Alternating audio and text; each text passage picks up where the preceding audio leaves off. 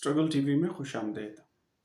آج کے red talk میں ہم بات کریں گے یہ جو 2 دن پہلے کشیدگی پیدا ہوئی ہے ہندوستان اور ایران کے بیچ میں۔ در حقیقت ہم کشیدگی پر بات کم کریں گے، ہم آیت اللہ علی خامنئی کی منافقت پر اور اس مثال کی مدد سے نام نہاد مسلمان رہنماؤں کی منافقت پر زیادہ بات کریں گے۔ آپ نے خبروں میں دیکھا ہوگا، ہندوستان نے اس بات پر شدید احتجاج کیا ہے کہ علی خامنئی نے عید میلاد النبی کے موقع پر اپنے ایک ٹویٹ میں جہاں غزہ اور برما کے مسلمانوں کی حالت زار پر اظہار افسوس کیا اور درست طور پر کیا، اسی طرح انہوں نے اس بات کو بھی اٹھایا کہ ہندوستان میں مسلمانوں کے حالات اچھے نہیں ہیں۔ اس کے جواب میں ہندوستان کی وزارت خارجہ نے شدید رد عمل کا مظاہرہ کیا۔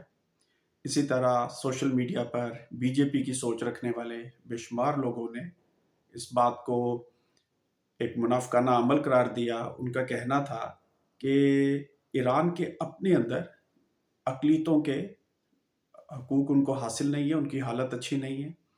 وہ ایسے یہ بھی کہہ سکتے تھے کہ اکثریت کے بھی حالات اچھے نہیں ہیں۔ ہندوستان شاید مسلمان اقلیت کے ساتھ وہ کچھ نہ کر رہا ہو جو ایران کے آیت اللہ اکثریت کے ساتھ ایران کے اندر کر رہے ہیں۔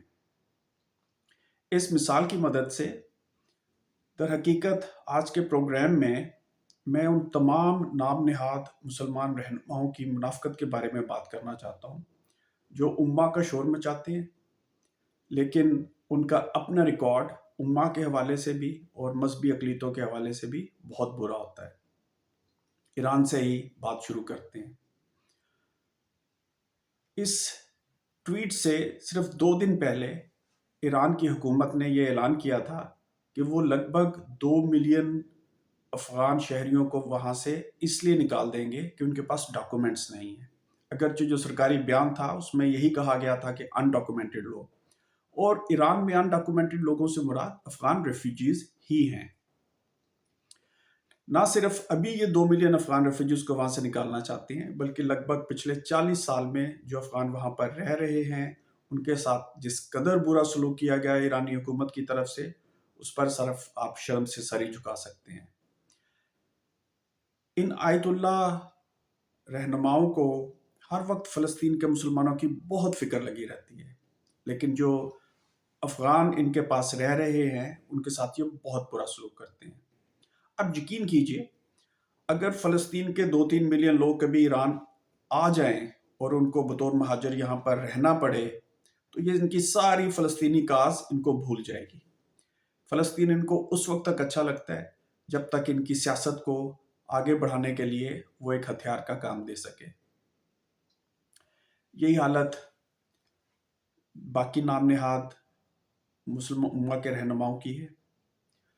خلیجی رہنماؤں کو دیکھ لیں، وہاں پر سال ہا سال تک غلاموں کی طرح مشقت کرنے والے جنوبی ایشیا کے مسلمان مزدور کبھی بھی برابری کے وہاں کی شہریت کے حقوق حاصل نہیں کر سکتے۔ ترکی کی مثال لے لیجئے، ترکی میں جتنا برا سلوک کردوں کے ساتھ کیا جا رہا ہے یا جتنا برا سلوک شام سے آئے ہوئے مہاجرین کے ساتھ کیا گیا ہے، اس پر صرف انسان اپنا سر شرم سے جھکا سکتا ہے۔ اس سے بھی دلچسپ بات یہ ہے کہ عمران خان جیسے لوگ، اردوغان جیسے لوگ مسلسل مغرب کے ممالک میں اسلاموفوبیا کا شور مچائیں گے۔ اس میں شک نہیں ہے کہ مغرب کے ممالک میں اسلاموفوبیا پایا بھی جاتا ہے اور اس میں اضافہ بھی ہوا ہے، لیکن یہ جو اسلاموفوبیا کا شور مچاتے ہیں خود مسلمانوں کے ساتھ کیا کر رہے ہیں اپنے ملکوں میں؟ ہر ملک میں انسانی حقوق کی بدترین خلاف ورزی ہے، ہر ملک میں مذہبی اقلیتیں شدید عدم تحفظ کا اور جبر کا شکار ہیں۔ ایک اور بات جو اس موقع پر کرنا ضروری ہے کہ سوشلسٹ نقطہ نظر سے ہم اقلیت سرمایہ دار اور جاگیردار طبقے کو، ہم 1% کو اقلیت سمجھتے ہیں۔ ہم مذہبی بنیادوں پر، لسانی بنیادوں پر کسی لسانیت کو، کسی قومیت کو اقلیت نہیں مانتے۔ یہ حکمرانوں نے अक़लियतें और अक्सरियतें कायम कर रखी हैं ताकि मेहनत कश आपस में तकसीम रहें। इस प्रोग्राम में जो असल नुक्ता हम उठाना चाहते हैं वो ये है कि इन हुक्मरानों की मुनाफ़क़त को बेनकाब कीजिए, या आपको उम्मा के नाम पे, या आपको मुस्लिम कौम के नाम पे, और बाज़ औक़ात एक नेशनल जो कौमी बुनियादों पर कायम है उसकी बुनियाद पर तकसीम करने पे लगे रहते हैं। इस मुनाफ़क़त को, इस दोहरे मियार को मुसलसल चैलेंज करने की ज़रूरत है, चाहे वो ईरान के आयतुल्ला हों, वो इमरान खान, नवाज शरीफ, ज़ियाउल हक हो, वो सऊदी अरब के आले सऊद वाले हों, वो बशर अल असद हो, या वो मिस्र और इंडोनेशिया की मुस्लिम आमरीतें हों। हमें इनके धोखे में बिल्कुल नहीं आना चाहिए। शुक्रिया।